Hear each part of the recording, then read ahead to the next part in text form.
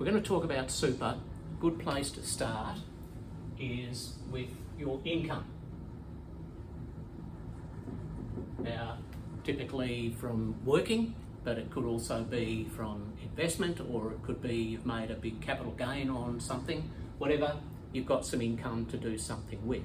So your choices are, you can pay that to yourself, here's you over here, or you can have it directed into super.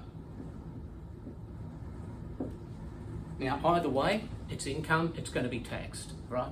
If it goes this way, you pay tax at whatever your personal tax rate is, and that could be anything up to 47%.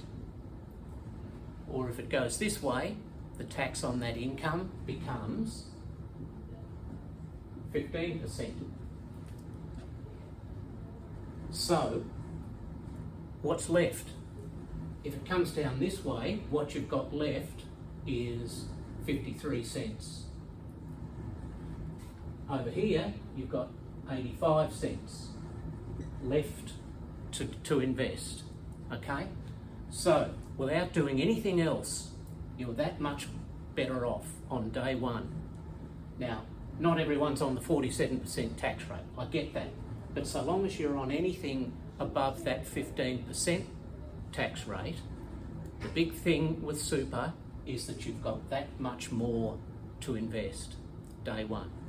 So, what happens then? Okay, you go away and you invest the money.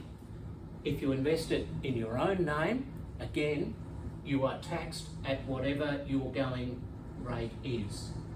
Let's say 47%. Over here, the tax rate on the earnings is 15%. So there's benefit number 2. For as long as your money is in super, the tax on your investment profits is that much lower. So you start with a higher balance, your earnings are taxed at a lower rate, and that goes on for as long as the money is in super, which typically is until you retire. Now, there is another way to get money into super. You might have some surplus out here for some reason, for savings or some sort of a windfall. What am I going to do with it? An option is to just say, oh, okay, I'll add that to my super.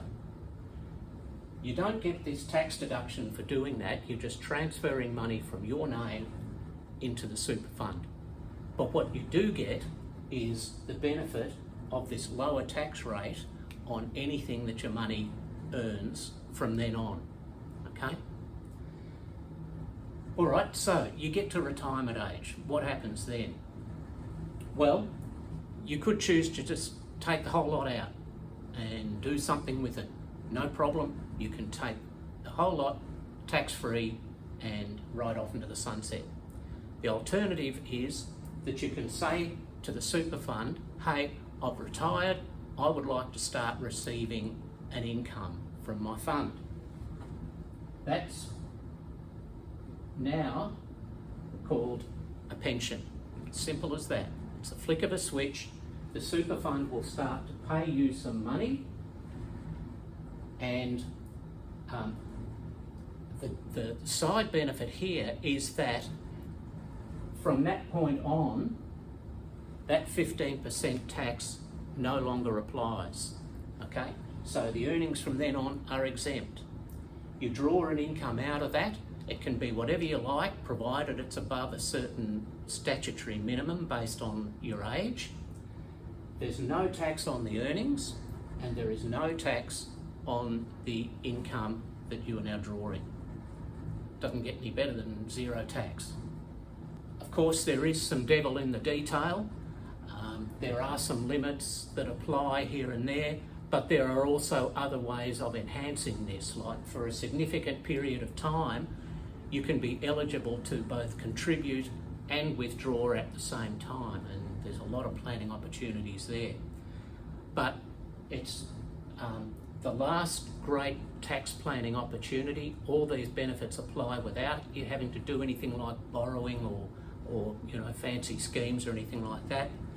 And it's why, for as long as I've been in this industry, which is longer than I care to think about now, super has been the cornerstone of financial planning for most people, and I would urge you to make best use of it.